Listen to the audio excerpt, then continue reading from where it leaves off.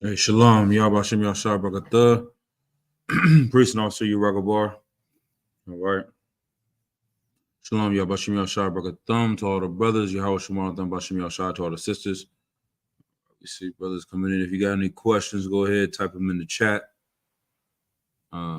Let's see. Let's get into it, man. Let's get straight to it. We're going to go over some topic. I was just hearing General Muhammad talk about in the end of class tonight in the scripture breakdown. And what stood out to me is an enemy unto thine enemies. And that's what we need right now. Matter of fact, this is something that, and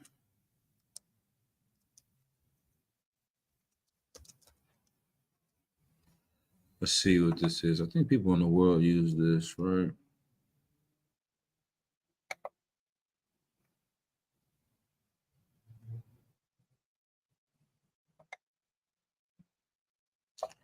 Matter of fact, let me get that to, hold on, let me see if I can find this in the Bible real quick.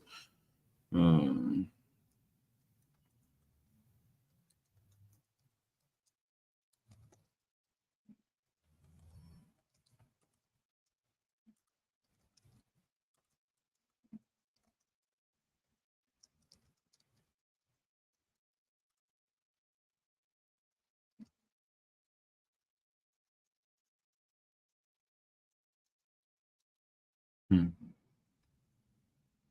me see if I can find it real quick.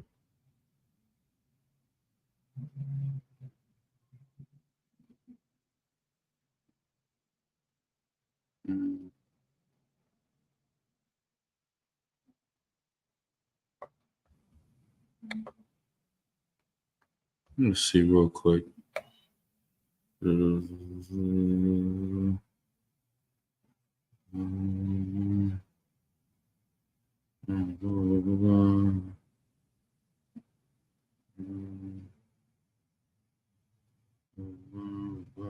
Lock it.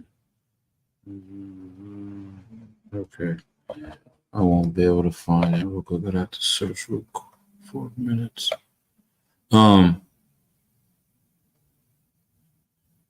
Let's go to this though right here. There's a famous quote, or Shalom Yabashim Yashar Bagatha, young man Mike, out there in San Jose. Let me see if I can put this up on the screen. Share screen.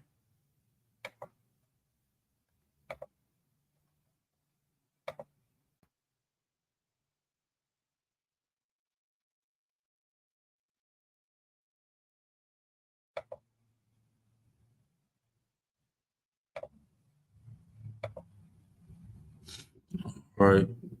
No, if y'all can see that real clear. We'll zoom in on it.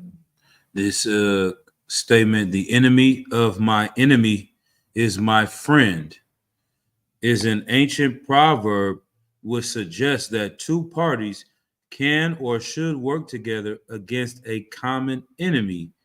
The exact meaning of the modern phrase was first expressed in the Latin phrase amicus meus inimicus inimici me, my friend, the enemy of my enemy, which had become common throughout Europe by the early 18th century. A Sanskrit treaty on statecraft states the king who is situated anywhere immediately on the circumference of was terminated. Blah, blah, blah, blah, blah. World War II, the idea that the enemy is of my enemy is my friend functioned in varied guises as foreign policy by the Allies during World War II. So European tension common between Western allies and the Soviet Union. Despite their inherent differences, they recognized a need to work together to meet the threat of Nazi aggression under the leadership of Adolf Hitler. Right? And so it goes on down the Middle East. Everything is talking about all these different things, right? But none of it is mentioning, for one, the Bible, right? And where an element of this concept is being brought out in the book of Exodus. So let's go out. Let's go to Exodus 23 and 22. Now, the only difference between this, caveat as they would say, is that this is not the mentality we should have like people in the world do. Just because we have the same enemy does not make us friends. And the children of Israel had done this at certain times, right? Where they were going to war with each other. The Northern Kingdom, the so-called Northern Kingdom, the so-called Southern Kingdom, going to war with each other, and they chose to get a heathen involved and use a heathen nation to help fight each other. And that did not work out for us. We were never, ever supposed to link up and click up with other nations when it comes to any form of fighting. Our savior or our deliverance is always supposed to come from the Lord and the use of our people in delivering our own people. We don't go to other nations, sign treaties, and develop something like NATO where it's all these different nations coming together. Nah, damn that. That's not what the Lord wanted. But in the righteous spirit, the Lord is saying anyone that comes up against you, that will become my enemy, because the Lord has the children of Israel's back. The only thing that we need to do is to maintain and obey his law, statutes, and commandments. So that's what's being brought out here, right here.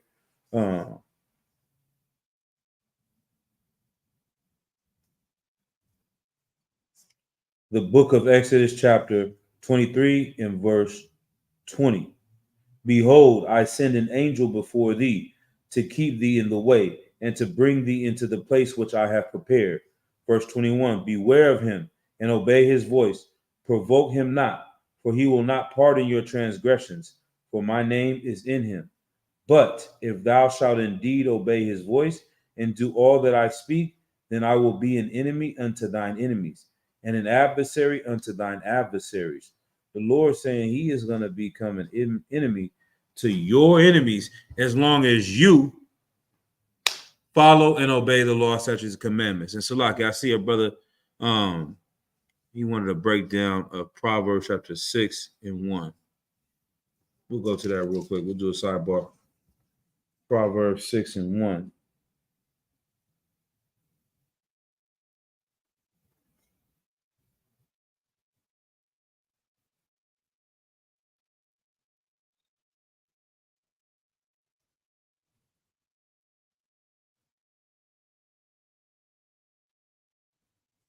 So it says, my son, if thou be surety for thy friend, if thou hast stricken thy hand with a stranger, thou art snared with the words of thy mouth, thou art taken with the words of thy mouth.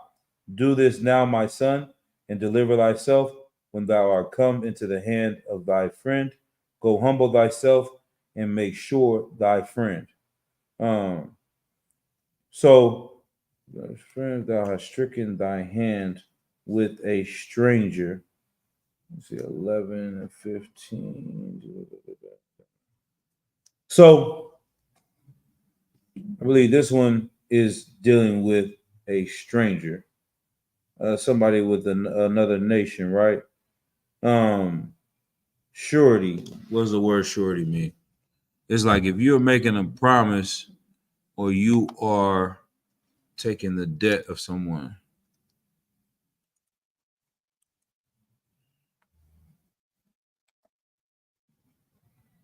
Promise agreement on part of debt. So a surety is a promise or agreement made by one party that debts and financial obligations will be paid. In effect, a surety acts as a guarantee that a person or organization assumes responsibility for fulfilling financial obligations in the event that the debtor defaults and is unable to make payments. So, is it just a general breakdown? You just want to know? You can go ahead and type in the chat. is a specific reason. What, like just knowing if this is a stranger, a heathen, or not? Because in reality, just the spirit of what's going on right here, he's saying, my son, if thou say, I'm going to pick up this debt for this brother right here, whoever it is, if thou hast stricken thy hand with a stranger, thou art snared with the words of thy mouth. Thou art taken with the words of thy mouth. You cannot break this promise. You have to do this. You cannot leave your friend hanging because you pick up their debt, then you don't pay it for them. Now both of y'all are jammed up, or now he's thrown in a bind or something like that. Verse 2, thou art snared with the words of thy mouth. Thou art taken with the words of thy mouth.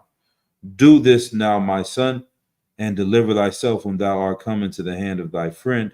Go humble thyself and make sure thy friend. Make sure he's to wow. Make sure he's all right by honoring what you were said you were going to do, and relieving this debt off of his hands.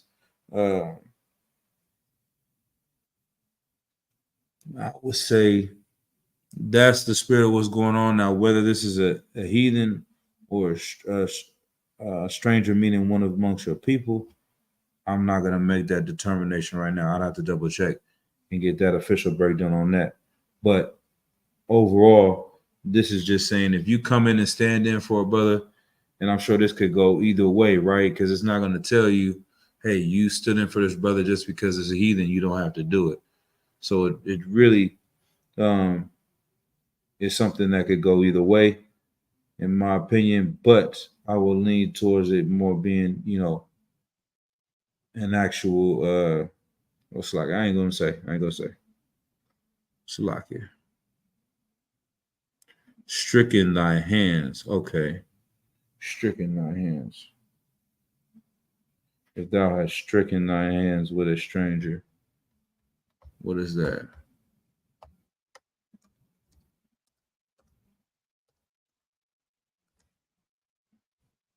I think that's basically like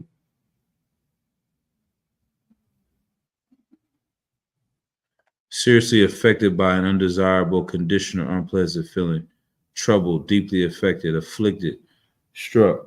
So it's saying if thou hast stricken thy hand with a stranger, like if you are being afflicted or affected, you in this uncomfortable position, like, okay, what will be the example? Let's say someone, how can you put it? Someone gets into a bind, right? They get their car towed. You go to the impound lot. You're like, hey, I'm gonna pay for my brother's car that got towed out. Matter of fact, I don't have all the money right now, but you can take, such and such out of my check, $100 out of my check for the next 2 months to pay it back. Blah blah blah blah blah. Now, when it's time to come pay it back, are you telling me you're gonna come back and pay it back? You don't want to pay it.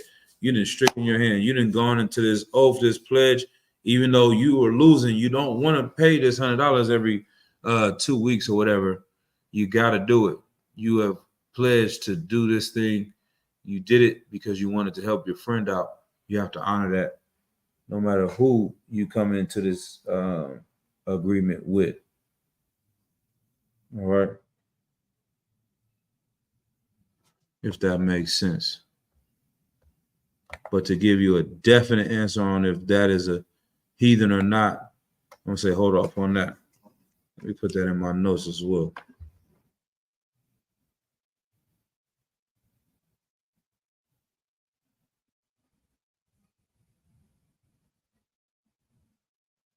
All right. Some notes real quick. Questions.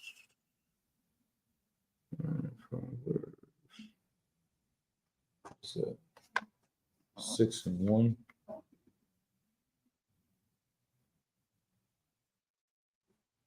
All right.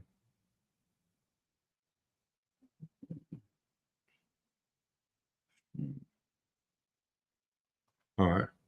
Let's get back to it. But yeah, if you do got any other questions, though, feel free to ask it. If I can answer it, I'm going to go ahead and answer it. If not, I'm going to get the breakdown. Let's go back to what we were saying, though. When it comes to the different enemies of blacks, Hispanics, and Native Americans, the Lord will destroy any of the enemies of our people as long as they are enemies of our people. If we are working with these people and doing the things that they do, meaning we are following their culture, celebrating their holidays, we have joined our hands together with these other nations. We have tried to intermingle with these other nations. We have tried to hide ourselves among these other nations, and the Lord is going to use them to destroy us, right? The Lord is going to use these other nations to destroy us so that we'll be forced to repent and change our ways. But if we are a part of these nations, why would the Lord come and fight against these people that he's using to destroy us? He's using them as our whipping stick, as the thing to punish us for our iniquities. But if now we're doing righteous and they still doing these things against us, now they have become enemies of us, and the Lord is gonna step in and destroy them.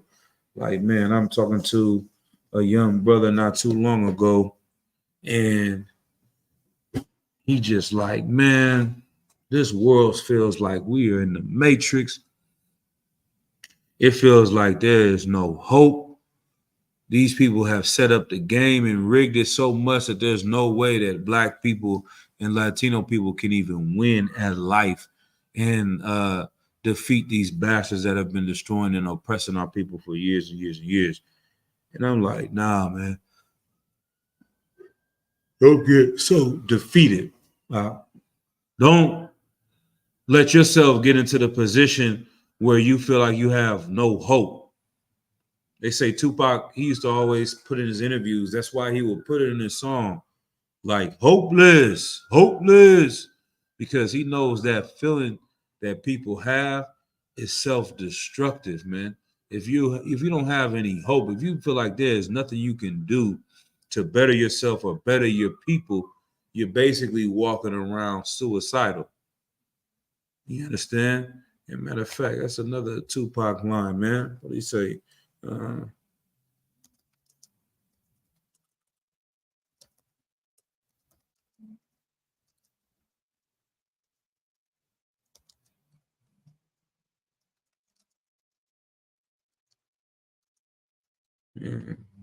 Tupac had a heavy bar, man. When I heard this bar, I'm like, God damn, bro.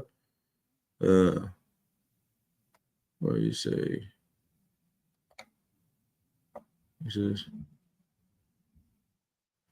Lord knows. And that song by Tupac, Lord knows what it was, one of the lyrics that he said, man. He came out, he said, I smoke a blunt to take the pain out. And if I wasn't high, I'd probably try to blow my brains out. I'm hopeless.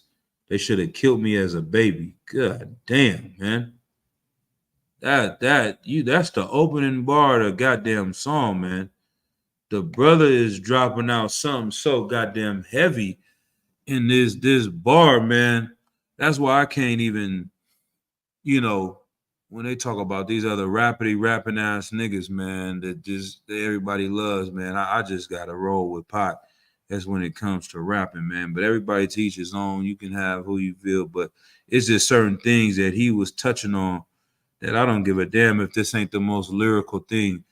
He's speaking about something on a level that people would never have said in a song or have never conveyed, in this manner.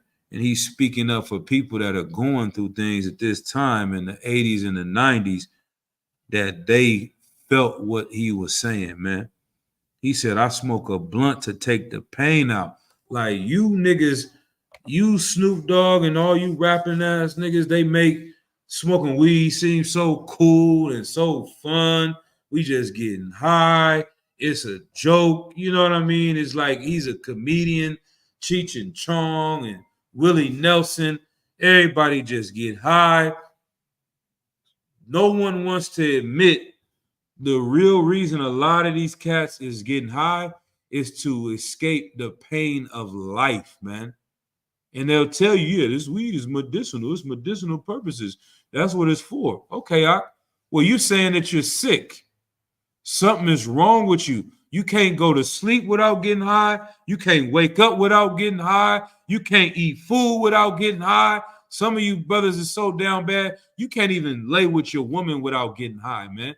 You can't be around your children without getting high. You can't go to work without getting high.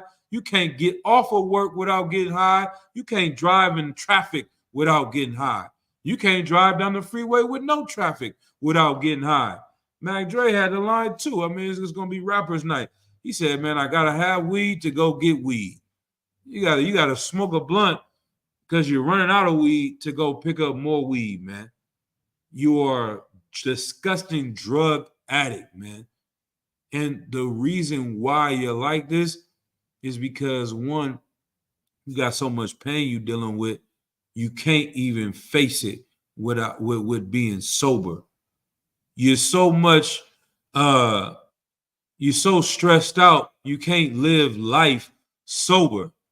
And then on top of that, you become weaker because things that wouldn't even stress you out if you were sober, they stressing you out now. So you need it more and more and more, man. So you want to escape the pain of life. You don't want to fix the problems of just living the pain, man. Whatever happened to that? How about you just live in that and then get out of it? You'll never get out of it because you're living in it so much, man. Like, what's the one thing they say in the movie? He said, I'm fat because I eat, and I eat because I'm fat. You're fat because you're eating so much, you're overeating, and you're overeating because you're stressed out about being fat.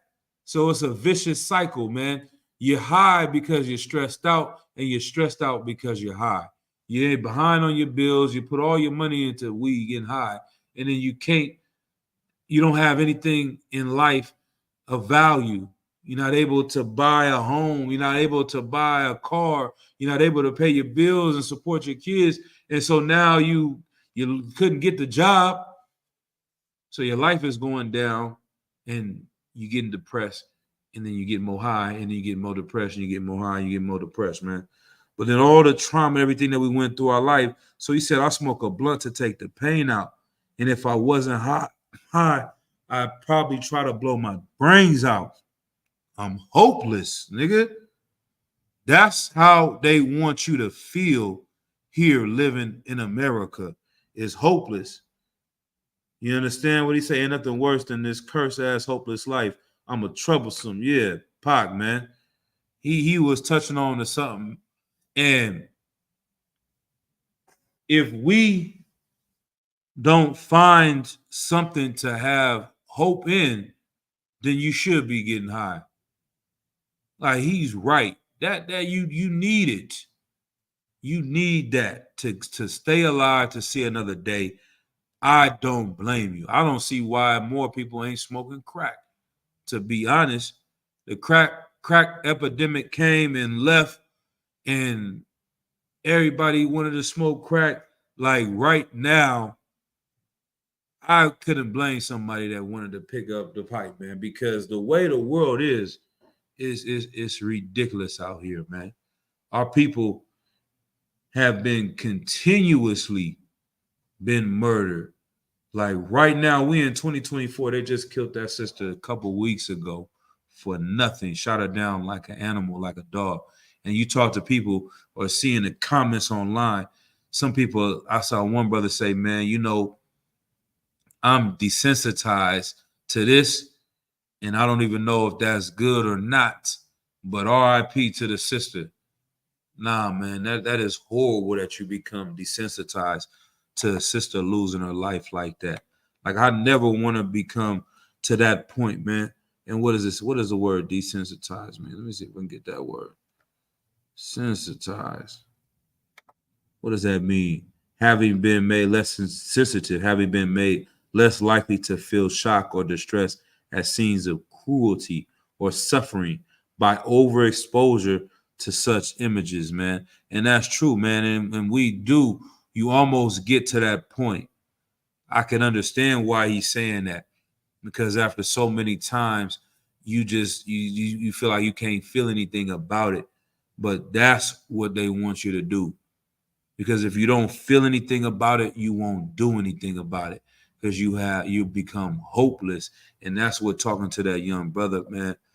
That's the spirit that you start to hear on people, that this thing has been going for so long, and there's no way that we can fix or change anything, that you just got to accept the destruction and go along with it. Damn that, man. That's what the brothers here in the ISUPK are here to bring back and show our people that, nah, man, you don't have to feel like that, brother. This is a glorious time that we living in, man. Everything that this Bible has said is supposed to happen is happening right before our eyes, man. All the things that the Lord has said that are going to happen to the nations that destroyed the children of Israel are happening right before our eyes. So we getting right close to him coming and destroying our enemies and proving that what he said in Exodus is true, that he'll become an enemy to our enemies. All right, let's get Psalms chapter 18 and verse 40. All right, man.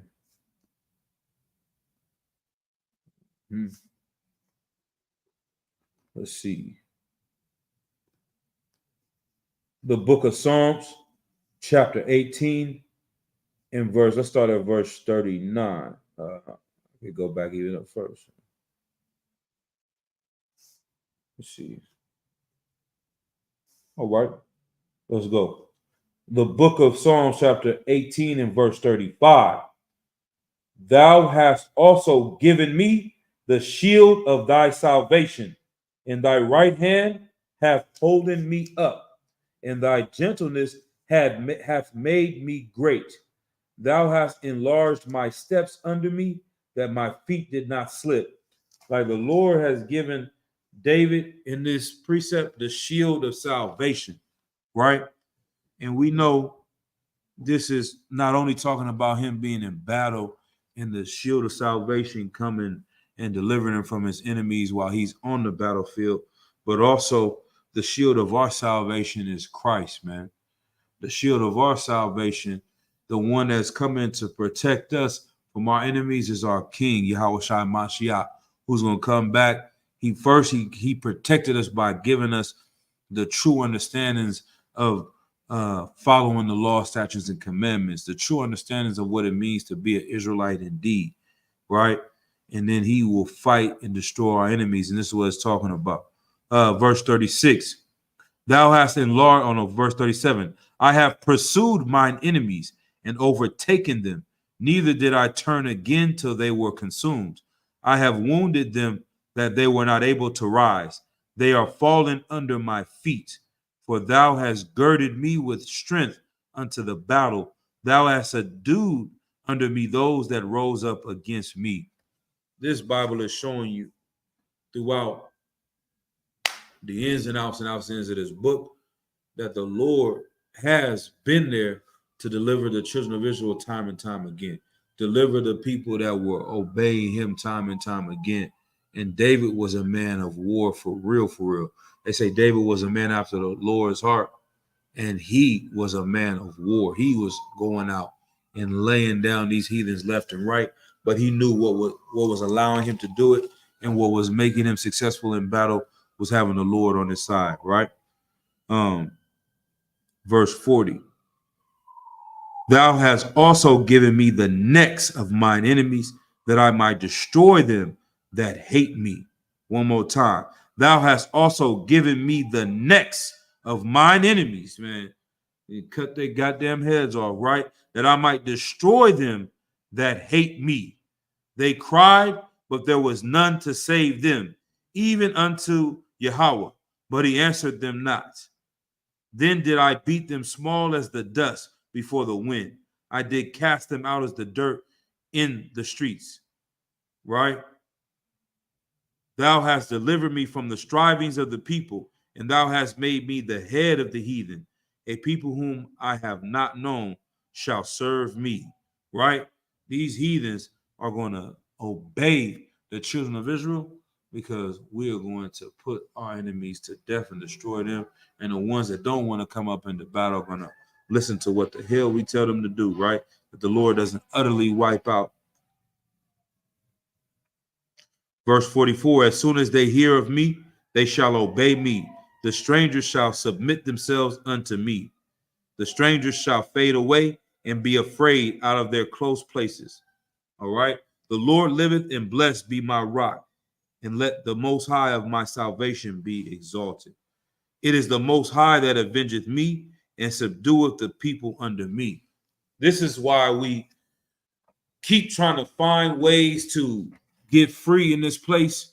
We're going to find this grandiose idea about how to get delivered, whether it's economics, everybody, we just get this money in these generational curses by getting money and buying land and property, and everything's going to be okay. Some people want to gather the guns up. Let's get the guns and become violent revolutionaries.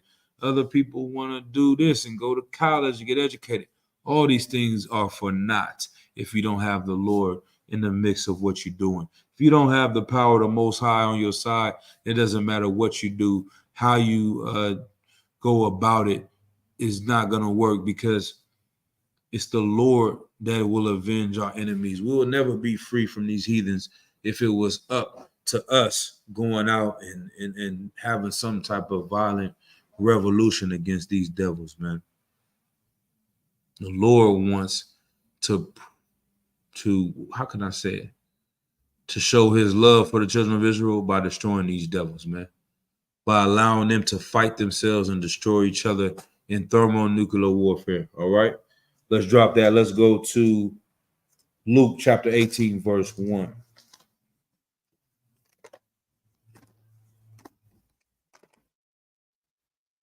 Let's see. Luke chapter 18, verse 1.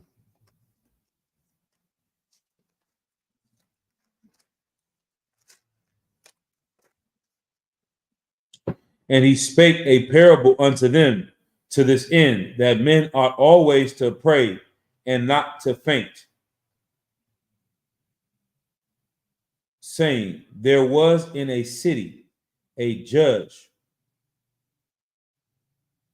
which feared not the Most High, neither regarded men. So this is another one of these parables that Christ was telling his men, right?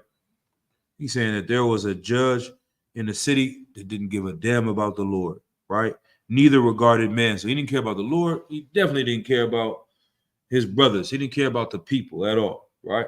And there was a widow in that city, and she came unto him, saying, avenge me of mine adversary. She's saying, give me justice, avenge me of mine adversary. And he would not for a while, but afterward he said within himself, though I fear not the Most High, nor regard man, yet because this widow troubleth me, I will avenge her, lest by her continual coming she weary me. Right? She's saying, I need justice. I need you to avenge me. You need to make this right. He's like, man, I don't even care about the Lord. I damn sure don't care about this woman, but her bothering me and continuously nagging me is making me want to make sure she gets justice for what was done to her and what wrong happened to her. And the Lord said, hear what the unjust judge saith, and shall not the Most High avenge his own elect, which cry day and night unto him, though he bear long with them? I tell you that he will avenge them speedily. Nevertheless, when the Son of Man cometh, shall he find faith on the earth, right? And so it's saying that the Lord is greater than this judge. The judge didn't care about righteousness, but the Lord is righteous. The Lord is going to avenge you for the things that are done to you. This judge did something that was right, even though he wasn't a good person. Just the strength of this woman pleading out and crying out for justice allowed him to give her justice. we crying out as a nation and pleading to the Most High for our justice, the Lord will take heed, and the Lord will hear and deliver on that promise, man. We're getting close to that side, that time, right? 16:10. Let's read Revelation chapter 6 in verse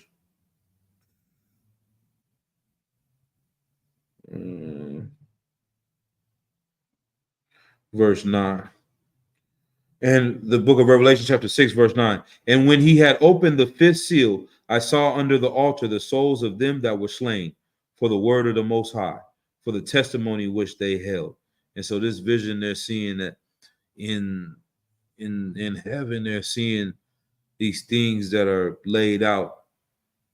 And one of them, they're seeing under the altar the souls of them that were slain for the word of the Most High. These are the men that died in the truth and that were killed doing the work of the Lord, that, they were at the altar.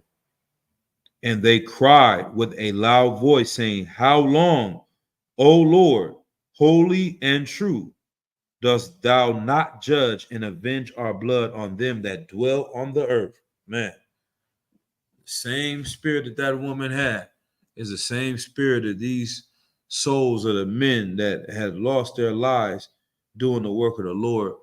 They're crying out because they want vengeance for what happened to them, right? And let's see that one. That's another one.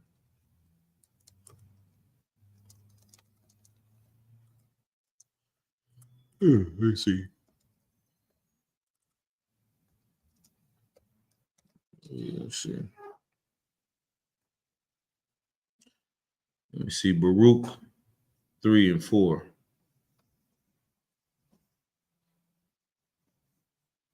We go to Baruch chapter 3 and verse 4.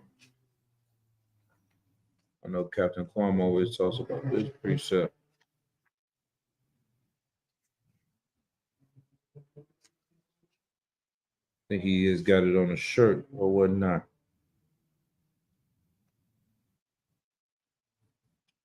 The book of Baruch, chapter 3 and verse 4. Let's see if we go over.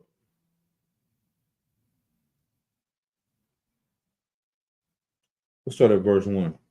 The book of Baruch, chapter 3, verse 1.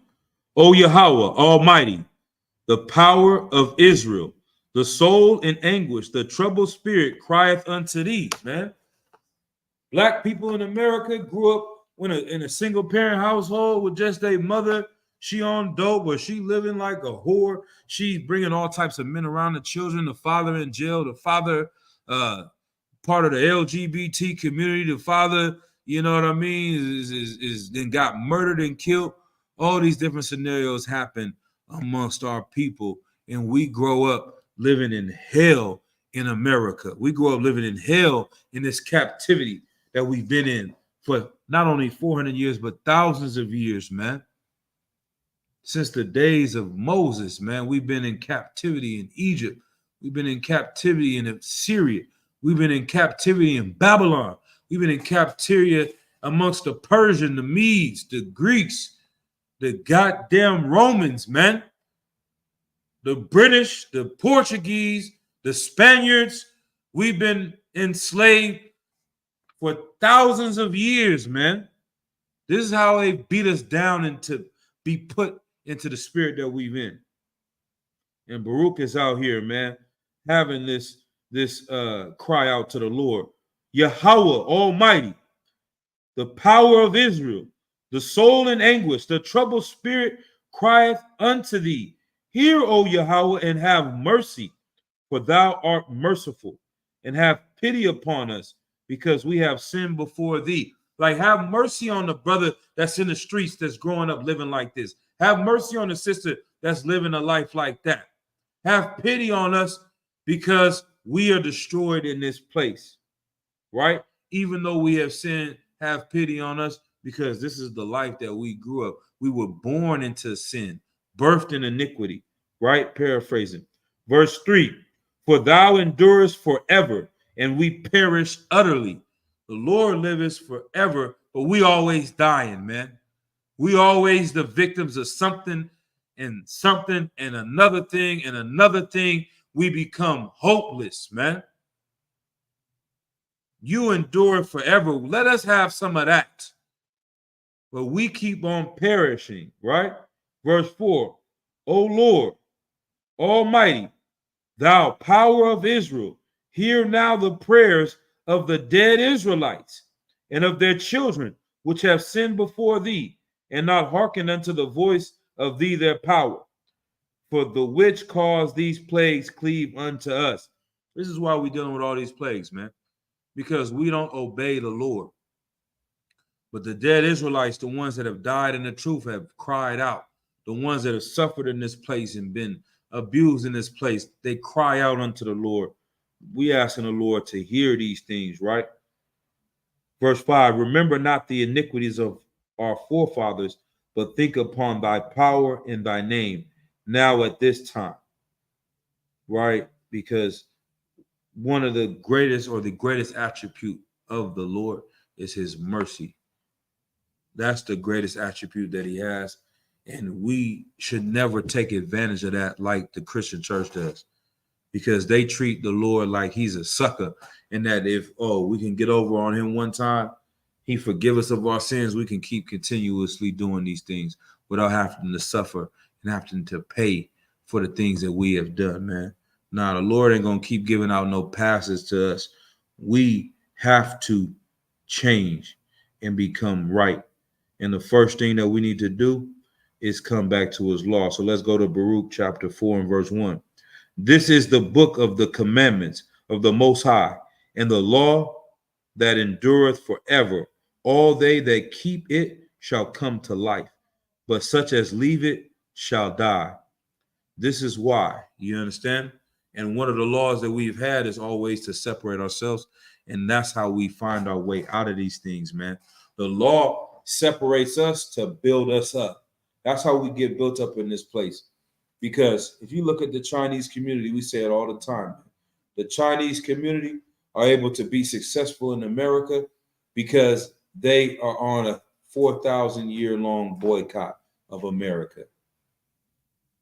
Like, we're the only nation that lives in America. Everyone else that live here, yeah, they see the rules of America. It's a beautiful place. It's a melting pot, but they don't melt together.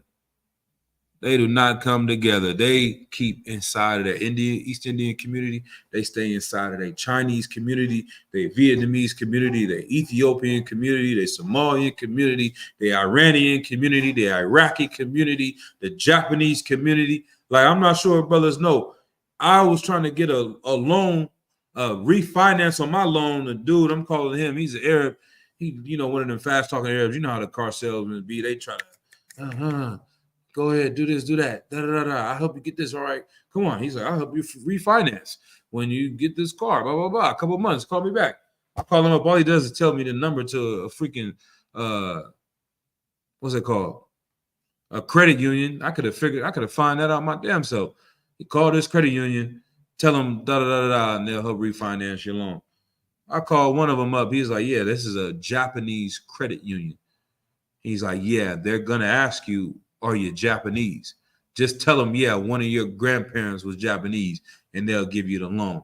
But they're not giving out loans to people that are not Japanese, man. If someone had never told me that part, just tell them that you're Japanese, and they may not go really trying to figure out your roots. But when I talk to them on the phone, I think just by me talking to them, they're like, yeah, we need you to come in. He said, we need you to come into the office. The office is way in LA. No, I'm not coming into that office. I'm not driving down there to go to get this loan. They want to see you face to face and see, okay, yeah, nah, you a nigga, loan denied. You just saying you Japanese. We're not giving you a penny. I called him back. I'm like, man, yeah. He said, I got to come into the office. He said, oh, they're not supposed to say that. They never say that. Yeah, they heard it was a nigga on the phone. You ain't getting no damn loan. But if we separate ourselves and act like the Japanese, they have so brain effed us that we think that we are actually being racist and wrong for trying to separate ourselves from them. But this goes around all around us. I think there was like a Persian or Iranian community center in San Jose. I drove by. Like, there's so many things in the society that they make for their own people, and if you're not part of that community, you cannot get into it. They're not allowing anyone else. This is made for these people. That's it. But if we do that, we feel like we're doing something wrong, when really reality is the Lord put it in our laws to separate us, because he knows we'll let anyone into our nation. We'll invite you, come do a quick pop lock move, or you listen to one little Boosie song, you have 3 little Boosie lyrics, and you're going to get invited to the goddamn cookout. That's how we are. We want to invite any and everybody except our own brother. You're going to invite the Edomite because he can rap one bar, but you're not going to invite your cousin that you grew up in the same goddamn household with, that you slept in the bed with, man. One at the foot, one at the head, 2 at the foot, man. You in the bed like that. Cousin and pissed all in the bed with you, man. You ain't gonna call him to the cookout because the nigga owe you $150, man. You can't forgive him, but you going to invite Todd or what is some more? You know what I mean? You're gonna invite, you know, I can't even think of no white boy. That's how you know I don't kick it around these Edomites. You're gonna invite goddamn Zach to the party, to the cookout, because he listens to Lil Boosie. He listens to Lil Baby. But you ain't gonna invite your own cousin, man, because you have given all of your love to these other nations.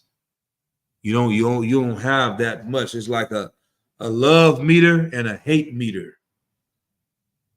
That's how I like to explain it.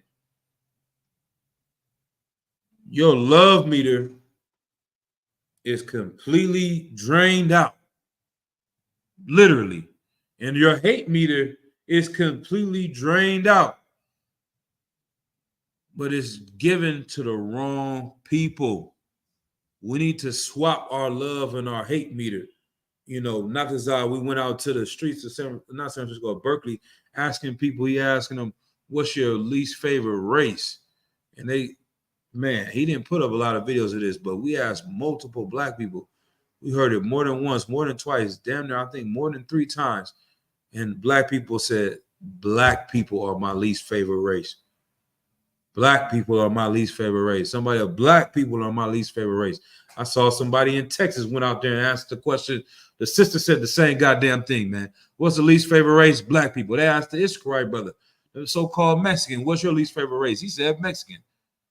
Like, we have been bred to hate ourselves, hate our own people, and love these other nations. We've been giving all of our love to these people no matter what they do.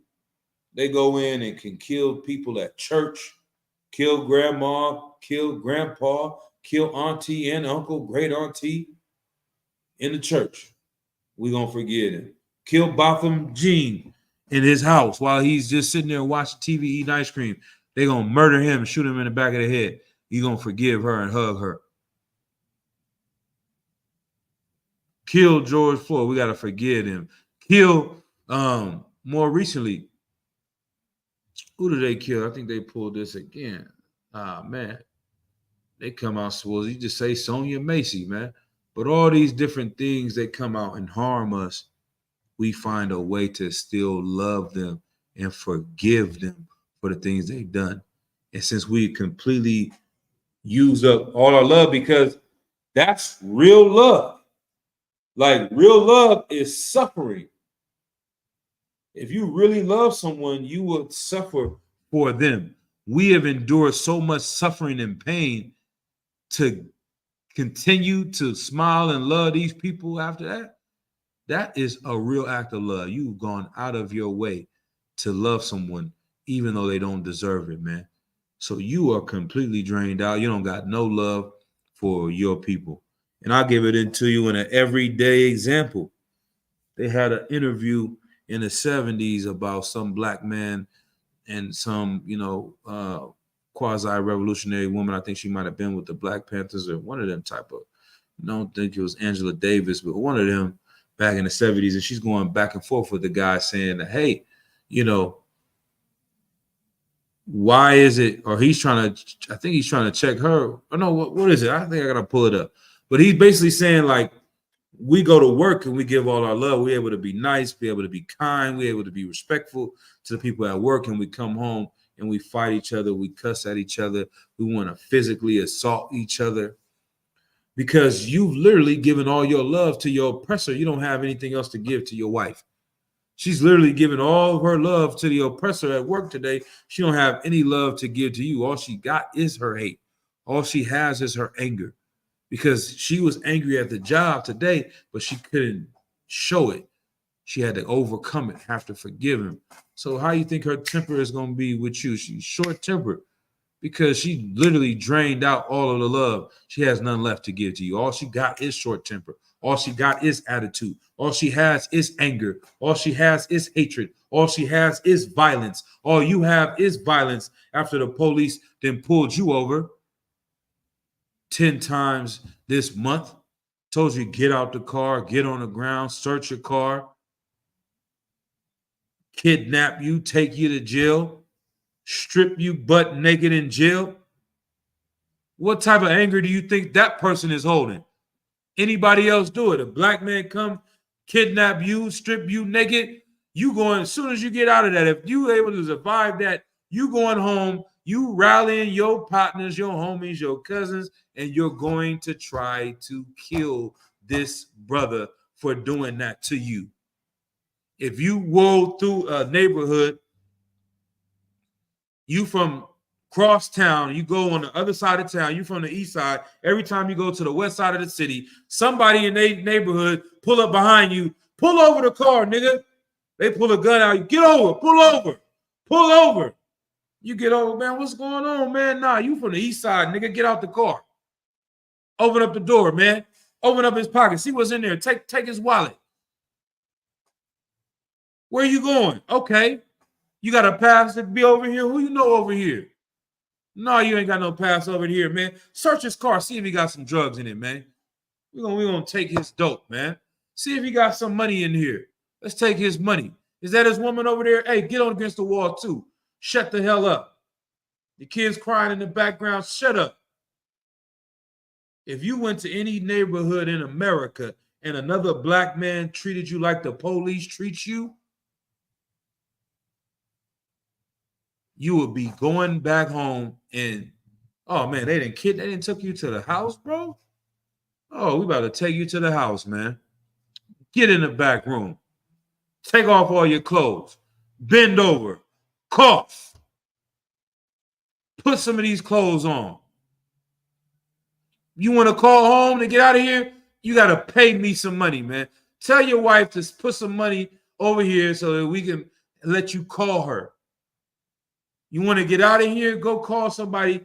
Tell him that we need $5,000 cash for you to go home, man. That's called kidnapping. That's called extortion. That's called a ransom.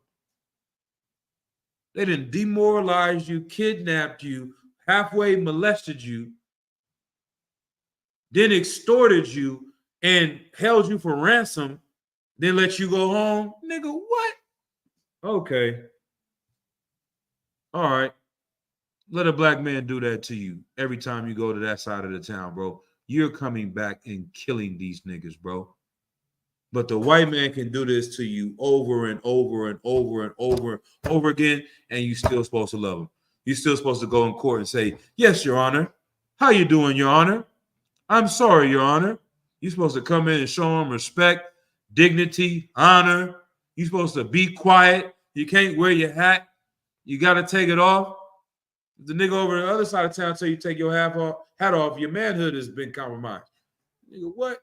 It's a fight. It's a stabbing. It's a shooting. Somebody got to die. You're trying to tell me what to do, but he does it, you're going to obey. You know how to forgive him. You know how to turn the other cheek. You know how to love him every time he does it to you. And so that's where you're just left with a whole bar full of hate. And you got to get rid of that hate because you can't let it out on him. You can't let it out on the cop. You can't not pull over. You can't not give him your ID. You can't not go with him to jail, or he's gonna send the helicopter. He's gonna send the military, the everybody gonna come for you, take you till you obey him. You have to listen to him. So guess what? All that rage, all that anger you feel, you go home and you punch your wife in her fucking, it's like in her goddamn mouth, man. Cause she's talking crazy about not taking out the trash or this late bill you don't have the money to pay for. You're gonna kick your dog, you're gonna beat your children, you're gonna fight your brother, you're gonna fight your cousin, your neighbor, you're gonna do all these things, man, because you've been filled up with so much anger and so much hatred. How about you reverse that, man? How about you learn how to fight back at these people that are abusing your people? How about you have some love and mercy and forgiveness and kindness for your people, man? Let's go ahead and read this again. This is what is wanted to be conveyed to our people, right? The book of Baruch, chapter 4, verse 1. This is the book of the commandments of the Most High, and the law that endureth forever.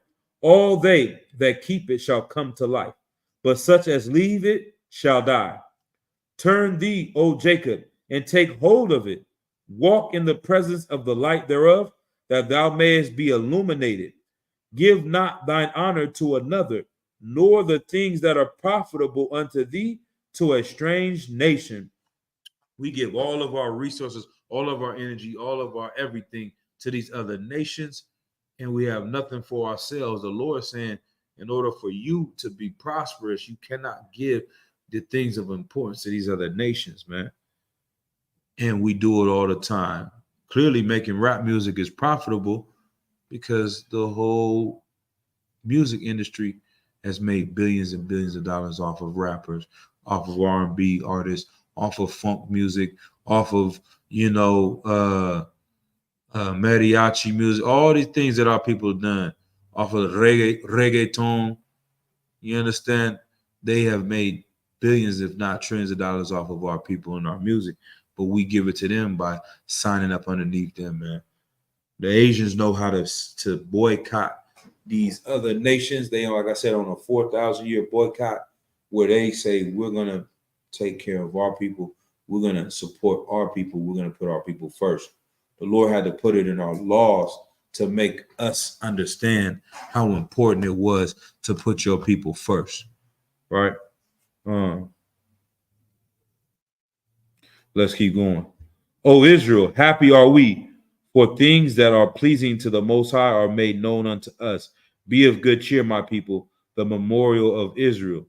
Like, this is the fact that we learning this and finding out the importance of our laws and why the Lord said to do these things and seeing the destruction that comes from not doing these things.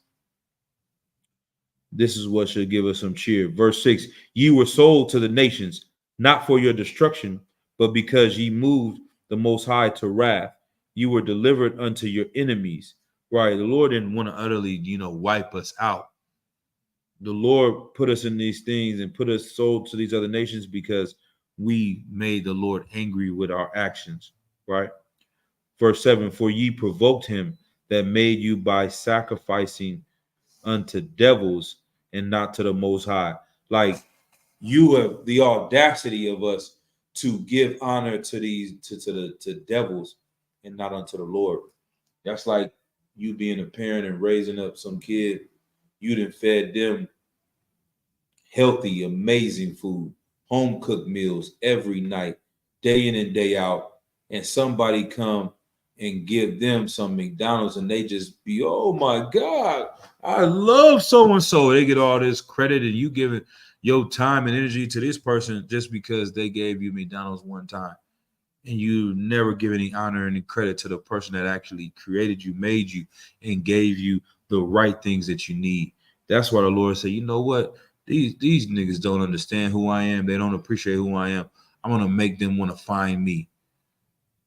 I'm going to make y'all want to find me. We trying to find. You go to prison, you go to jail, niggas trying to find out who God is and who the Lord is to get out of those situations because the situation is so horrible you're seeking out. But when you were free, you never cared about praying to God. You never thought about asking the Lord, please help me today. It's not till you get in these situations. But that's why the Lord put us in these situations, right? Let's see. All right. Let's go to Psalm chapter 110 and verse 1. As we come back to these laws, which you're seeing brothers do all over the earth, wouldn't be surprised, man, if why things are increasing in the way they are for these heathens right now, man, because these brothers in the school, man, waking up, doing the work. The Lord said he was going to honor that. The book of Psalms, chapter 110 and verse 1. Yahweh said unto my Lord, oh no, let's see, Yahweh said unto my Lord, sit thou at my right hand until I make thine enemies thy footstool. Like the Lord said to, what is it saying? David is saying, Yahweh said unto his Lord, who is Christ, our King, that he is going to make the enemies of him and his people his footstool. Right? Verse 2, Yahweh shall send the rod of thy strength out of Zion. Rule thou in the midst of thine enemies.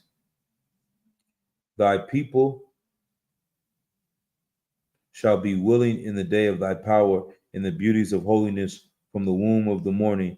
Thou hast the dew of thy youth. Verse 4, Yahweh has sworn and will not repent.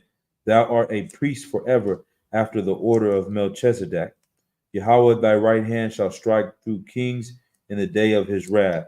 He shall judge among the heathen. He shall fill the places with dead bodies. He shall wound the heads over many countries. He shall drink of the brook, in the way thereof shall he lift up the head. Right. So,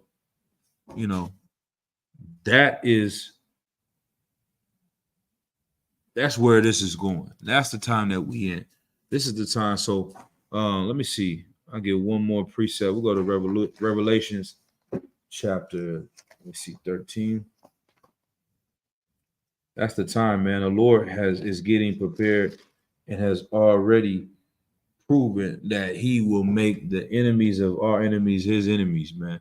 That's the only person we need to be linking up with to go against the ops.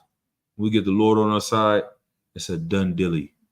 They have not a chance. They can barely survive just being evil in this place, and they can't balance their checkbook, the economy. They got trillions of dollars worth of debt. If the Lord don't do it, they're going to destroy themselves anyway. But you're going to see some great things coming soon that the Lord has in store for these people. And so I just want to be there as a witness and not receive of the punishments of these heathens, man. I just want to be on the right side of the Lord. And this is Revelation chapter 13 and verse 9. If any man hath an ear, let him hear. He that leadeth into captivity shall go into captivity. He that killeth with the sword must be killed with the sword. Here is the patience and the faith of the saints. Like, we have to have this patience, just like that sister that cried out to the judge, that this judge is honorable and will come and hear our cries, hear our reaching out and honor and avenge us of the things that have done to us, man. Like, I think about the slaves and my ancestors that are forefathers and foremothers. Like, you go, if you've ever been, like I said, I ain't been to no hard time and nothing like that, but just like somebody that's going to jail, you gonna pray to the Lord, bro. It's gonna happen. You're gonna be like, man, I don't know what's gonna happen. I don't know what's going on in court tomorrow. I want to get out of here, man. I'm gonna pray to God everything works out. Like, I just imagine the people in slavery that just prayed every day to get free. I prayed every day, every night, prayed all of the time to get free, and died in slavery, man. It's no different than a brother that's praying every day to get paroled and get released from prison and dies in prison. Like, this is what they prayed for, man. This is the patience and the faith of the saints to be delivered, to be free. These brothers have been praying these prayers for 4,000 goddamn years, man. And now we're getting close to the time to see these prayers be answered. So it's not a time to play, man. All right. Read verse.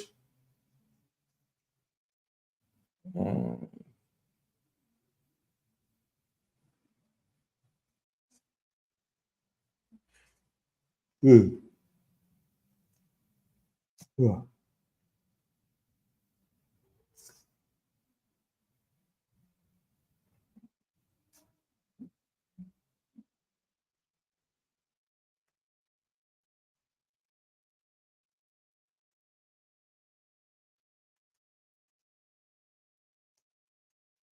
Let's go to Revelations 18. This is the one too as well. The Revelations 18 and verse 4. And I heard another voice from heaven saying, "Come out of her, my people, that ye be not partakers of her sins, and that ye receive not of her plagues." Like, yeah, this place is done. The plagues are coming. The pestilence, the plagues, the earthquakes, the wars, the rumors of wars are coming. We need to come together with each other. That's going to be our plan of action, and that's going to be what really seals the deal for the Lord destroying these people. If he sees us coming together, he's going to be like, man, this is glorious in my sight. This is what I wanted. And then now to see brothers putting their differences to the side, putting their issues to the side, coming together, uniting, and being in righteousness. Ooh, we. Now, who would want to fight for that, man? That's how you make the enemy of your enemy. It's like that's how you make your enemies the enemies of the Lord, right? So with that, I'm gonna close out the class. Salute everybody. Yahweh Shalaki. Slaki. Yahweh Bashem Yashar Bagatha. To the sisters, Yahweh Shamar Latham Bashem Yashar. Class dismissed.